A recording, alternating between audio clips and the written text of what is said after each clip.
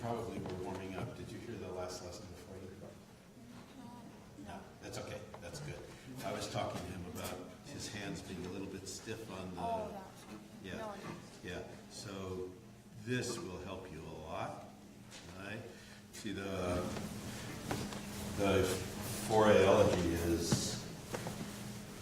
You know what an elegy is, right? No, you don't. Oh. Yeah.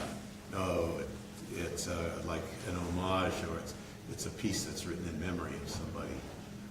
Okay, so it's maybe something that would be played at somebody's funeral, but or maybe not at the funeral, maybe afterwards, but it's in memory of somebody. So Reggie starts those first chords, you can just hear the sadness in those chords, right? Go ahead. So the first sound that you make, you want to play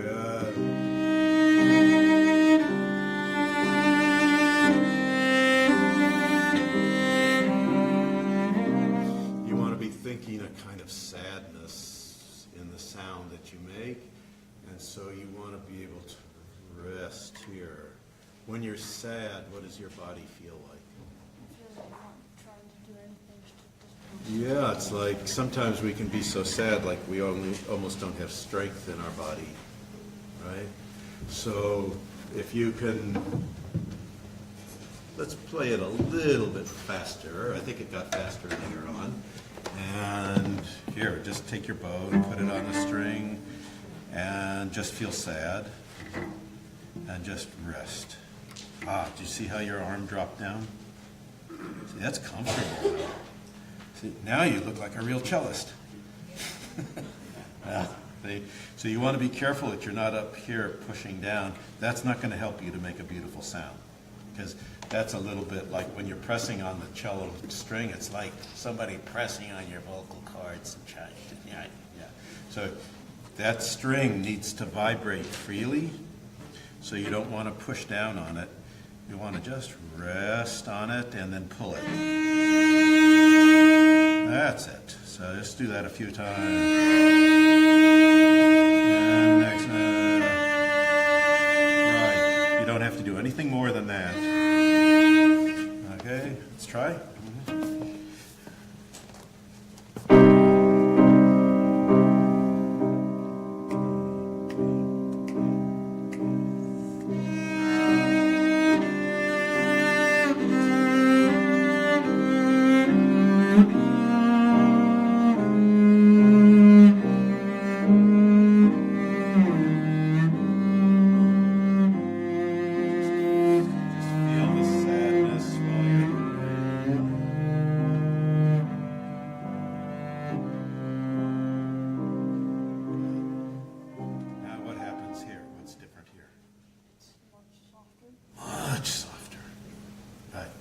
So what do you have to do in your bow arm to make it much softer?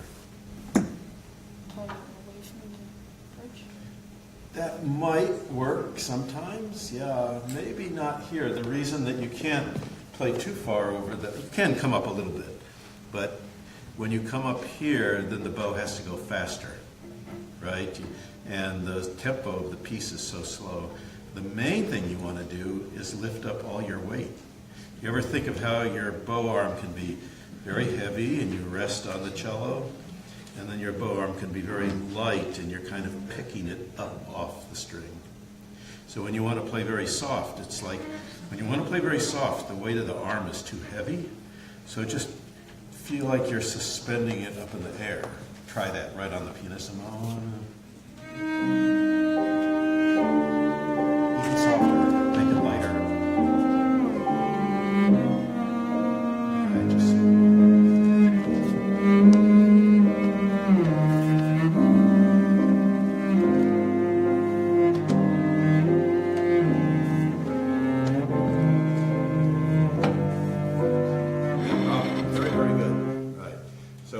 Teachers, who was a very famous, one of the greatest cellists of the 20th century, Gregor Piatigorsky. Did you ever hear that name, Piatigorsky? It's a long one. But probably the people that are my age, they certainly know him, right? But Piatigorsky used to say, he would say, cello playing is dropping all of your weight onto the cello and lifting all of your weight off the cello. And then he'd sort of wink and he'd say, and everything in between. And that's what we need to do in order to make dynamics. We rest into the instrument, never push down. Rest into the instrument, and then sometimes we put down 10%, sometimes 50%, sometimes the whole thing, and then sometimes we do.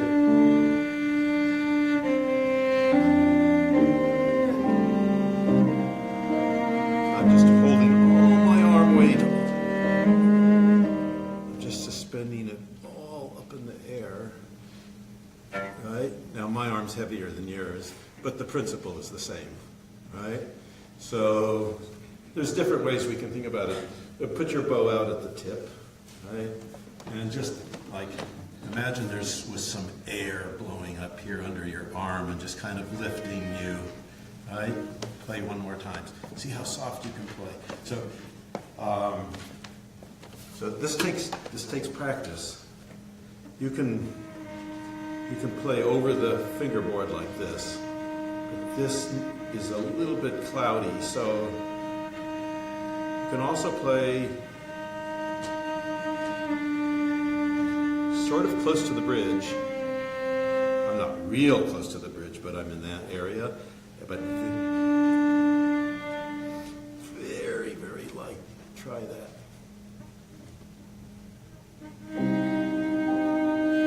That's beautiful.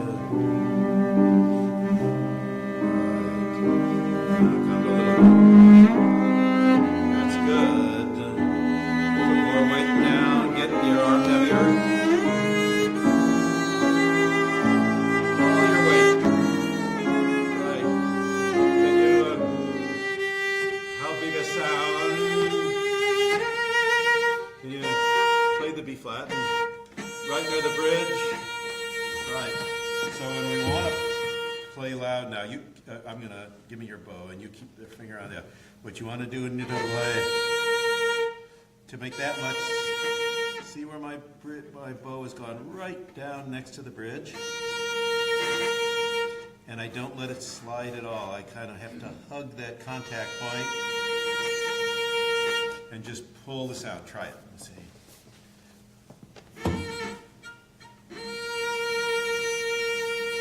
That's it. Yeah.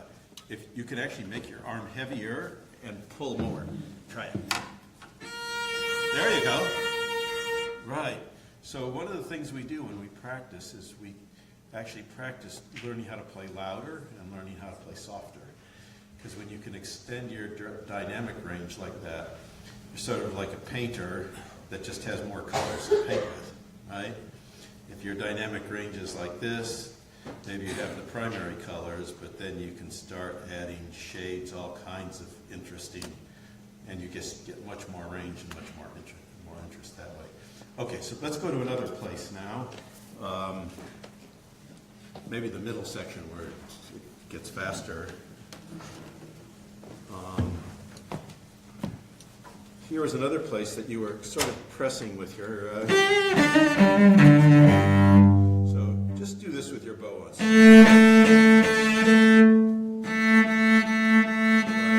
can do that with a real heavy arm, can't you? There's no work at all, right? So can you keep doing that? No work at all. Just move your bow. It's much easier, isn't it? It's easier to move faster. Now, let's see. That's a long note. because it's an eighth note, right? And at this speed, yodel-a-dodel-a-dodel-a-dodel-a-dee, off. So hold, let's play this passage now, and all of the end notes are going to be full eighth notes. It's much more exciting that way, right?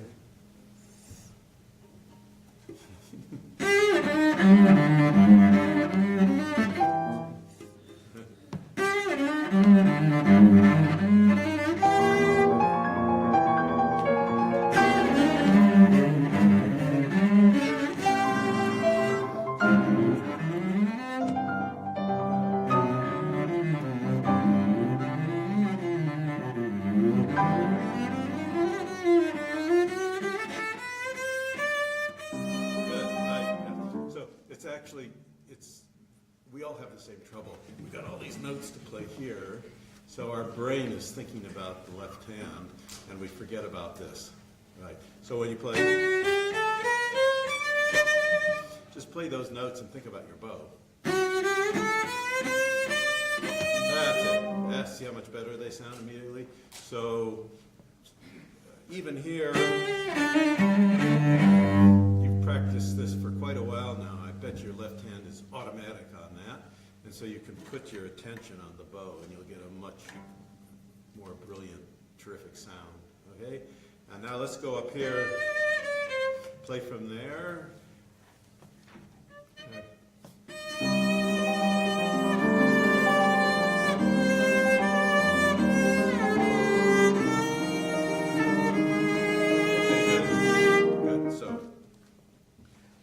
Suggest to you here is when you're playing this note, kind of unstable. Look at my hand. Why is my hand unstable? My thumb's not on the cello, right? I bet your teacher told you that. Yeah. So if your thumb is down on the cello, you'll have much more stability. Now put your hand up there 1 second. Do you watch YouTube? You do? Okay. So one of the big problems for all of us is when you go to YouTube and you watch Yo-Yo Ma play, he takes his thumb up off the cello. That's because he's Yo-Yo Ma. So when you're a genius, you can break any rule you want, right? But for the rest of us, we follow just healthy physical habits, right? So the thumb position is always the thumb, which is our home base, plus another finger. Yep. So we can play like a pianist. We can play all of these notes up here like this, and this is always gives us our security, right? That's what we call a thumb position. Call it thumb position, right? So this is, I want you to look at my hand so you kind of remember the feel of it, right? And as soon as we take our thumb up like this, now it's kind of hard to know where we are sometimes, and the vibrato starts getting wobbly and everything. So put your hand up there one more time, right? Now, the reason that lots of people take their thumb off is because when they go to vibrate, they feel stuck, right? So what I want you to do is feel this joint right here. This joint, it can be very loose. That's it. As soon as you concentrate on, now you're playing the third finger, right? This is the note that we're playing, but you can concentrate with your brain on loosening up that knuckle right there. That way you'll be able to leave your finger down. Want to vibrate that and see what it feels like?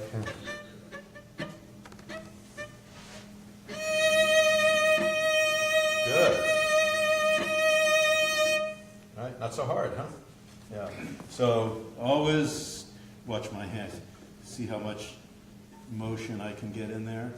That's where you want to concentrate, and that way you can do it on every finger. You can do first finger, second finger, or third finger, and just let that move. Okay?